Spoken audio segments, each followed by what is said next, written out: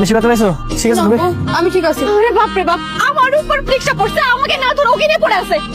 আরে উঠো, তোমার তো তেমন কিছু হয় না, ওঠো ওঠো। তুমি তোমার বোন। দেখ বাবা, আপরটা গেছে। চলো শোনো আমরা ঘুরে আসি, হ্যাঁ? খাবারটা না খুব মজা হয়েছে বুঝছো, তুমি খেয়ে দেখো। দেখেন বাবা, দেখেন কত অসভ্য। হ্যাঁ, আমাকে বিয়ে করেছে 1 বছর হয়ে গেল, কখনো নিজের হাতে খাইয়ে দেয়নি।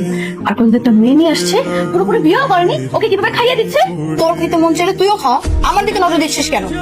ও তো ঠিকই বলছে, তোমার খাইতে মন চাইলে তুমি খাও, মানে তোমার ঝগড়া করা ছাড়া মানে আর কোনো কাজ নাই, তাই না? একটু খাবার খেতে বসছো, এখানেও তোমার ঝগড়া করতে হবে। মামা সিম কয়টা কেজি? আপনার লাগে 40 টাকা কেজি মামা। না না, আমি সিম খাবো না, তুমি মিষ্টি কুমড়া নাও। ও না খেলে নেই, আমি সিম খাবো, তুমি নাও তো। ধর, মিষ্টি কুমড়া নিবা না? মিষ্টি কুমড়া নিবে না। আর তুমি আরে থামো তোমরা, মানে বাজার করতে আইছো, তোমার নিয়ে একটু শান্তি নাই, খালি ঝগড়া খালি ঝগড়া। এই, তোমার রাতে আমার রুমে আসার কথা, আর কখন আসবা? রাত তো শেষ হয়ে যাচ্ছে। মাহি, মাহি দরজা খুল বলছি। স্বাধীন, তুমি কিন্তু ভুলে যেও না তোমাদের এখনো ফুল বিয়ে হয়নি। বের হও। বৌমা, মাঝরাতে তুমি চেঁচামেচি করছো কেন? আপনাদের ছেলে এই রুমে ঢুকেছে, মাহির রুমে। এই বের হও। সে কি, তুই এই ঘরে কেন? না মানে বাবা কিছু না। এমনি তাই না বাবা? দেখুন আপনার ছেলে চরিত্র কতটা সমস্যা, আপনি নিজের চোখে দেখুন। বউকে রেখে বোন বান্ধবী রুমে আসছি। আমি প্রেগনেন্ট। কি? অসম্ভব।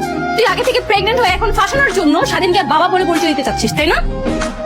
বানাতে চাওয়ার কি আছে? আমার পেটে সন্তানের বাবা স্বাধীনই। অসম্ভব। স্বাধীন এই বাচ্চার বাবা হতেই পারে না। আমি সারাক্ষণ তোদেরকে চোখে চোখে রেখেছি। বললাম তো, আমার পেটে স্বাধীনেরই সন্তান আছে। তোর যদি বিশ্বাস হয় তুই ওরে জিজ্ঞেস কর। বাবা হ্যাঁ ওই বাচ্চা আমার, ঠিকই বলছি। কি? আমি তোমার বড় বউ, আমার এখনো বাচ্চা হলো না, ওর বাচ্চা হয়ে গেল? আরে তোমার বাড়িতে আমি কি করবো, ওর হয়েছে।